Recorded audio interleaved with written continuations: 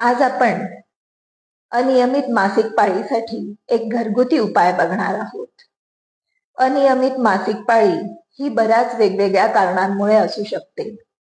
काहींना पीसीओएस सारखे प्रॉब्लेम्स असतात, तर काहींना अनेक वेगवेगळ्या गोष्टींमुळे अनियमित मासिक पाळी असते. काहींचे दिवस पुढे मागे होत असतात. तर आपण त्यासाठी गुळामध्ये ओवा आणि काळे तीळ हे एकत्र करून त्याच्या छोट्या छोट्या गोळ्या बनवून ठेवाव्या. सकाळ संध्याकाळ एक एक गोळी चघळायची. जेव्हाही मासिक पाळी येईल तेव्हा या गोळ्या बंद करायच्या. मासिक पाळी येऊन गेल्यानंतर 10 दिवसांनी परत या गोळ्या चघळायला सुरुवात करायच्या. हा उपचार नाही.